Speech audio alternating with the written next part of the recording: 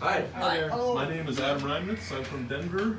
This is Melody Hines. She's a candidate. She's doing an awesome job. She's from the Atlanta area Welcome. originally. So we're going to talk about some music category things for your chorus. And how'd you guys feel about today? I thought we did great. Well, Better than great 61. is relative. Oh. Better than normal. Yeah. I thought it was pretty exemplary of what we do. Okay. Where we are right now, this is pretty exemplary of what we do. How do you feel about scores? Fine. Okay. All right. Yeah, so for you guys, I just have a lot of comments that would revolve around just a lot of C-level things that are getting caught up with a B-level performance. I think that's the main thing that advice and feedback I'd give is that you're performing at a B level, but there's a lot of C-level technical things that are still keeping that score from going more into the mid to high 60s. That makes sense? Yeah. I'm talking about things like sync and execution and tuning, and I don't know if it's partially the way you're standing kind of around and getting close to the stage, but there's a lot of individual voices popping out in the sound texture right now, okay? And what that does is that really kind of blocks it from being that nice unified overall locked and ringy sound, okay? So those are some of the technical aspects. Right now, your bang for your buck is just spending a lot of time at rehearsal working on singing technique things and getting everybody kind of locked more into that unit sound, okay? Yeah, overall, came out and started singing with a really nice, positive, aggressive energy, and that always is a good thing. So that's a positive that you're doing that's helping take it into that further where you want to be, okay? And so if that wasn't there, you know, it might not even be where you're at now, but that you have to be able to keep that while you're working on this other stuff, okay? Melody, you have anything to add to that? Yeah, sure. No, I had a lot of the same things. One thing I would say for both songs, or just for uptunes and ballads singing in general, is to like sing through to the ends of the phrases and to make sure we're not closing down to consonants too quickly.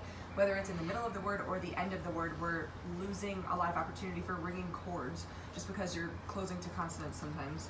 I'm just going to stand over here. So we've heard this before? Or, okay. But yeah, so that would help smooth out the delivery in a couple of places as well, which would maybe get rid of some of the sync issues and some of the balance issues and all of those things too. So yeah, big thing, just singing to the ends of phrases. Do you guys have any suggestions?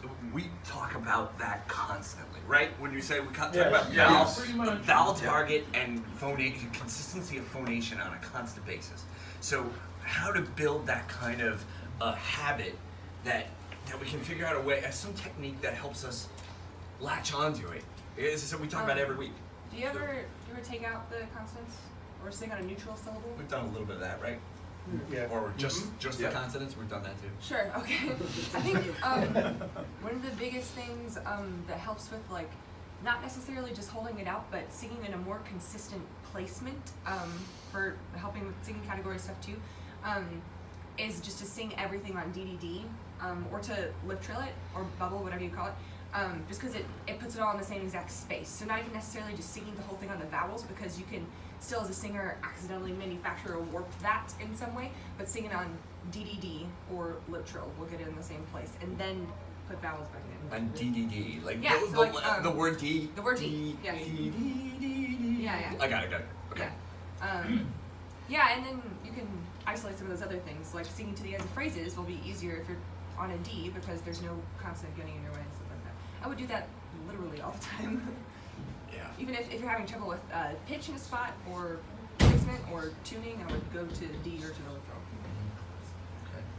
Yeah, and another thing I think you could try to incorporate some of is even just singing some of the phrases just on like one chord and taking the notes, taking the note changing out of it just to really focus in on the vowels. You know, maybe sing it unison one time through just to have everybody. Yeah. We do a lot on do. Is there a reason for E, D instead of do? This is more of a singing thing, not a music thing, but the placement of your tongue on a D is actually better for the natural ring in your voice. Most vowels you want to kind of sing with your tongue. It's because of the way that your tongue kind of lifts up and the size of your tongue. makes it easier for you to have some ring in the sound. So actually, if you sing all the vowels kind of towards having your tongue in that position, even like an ah, which is darker and a little farther back, if you keep your tongue in a similar position, you'll ring it better. Yeah. Right. Yeah, do is just a little bit darker. It's still helpful because it's really unified, but it's just a little bit darker. Interesting. Actually, I have more notes on "Love Me." Do you guys want to do singing it all? You have enough? We can try. Sure. Yeah. Let's try a little bit. You want to stand roughly where you stand. So this is a difficult. Or not. There's a lot of stuff going on in the song, guys, and that's one of the things that's jumping out right now. Is just that there's a lot of embellishments in the song. We need to work to really make them not so effortful. Okay. So Let's start on the top.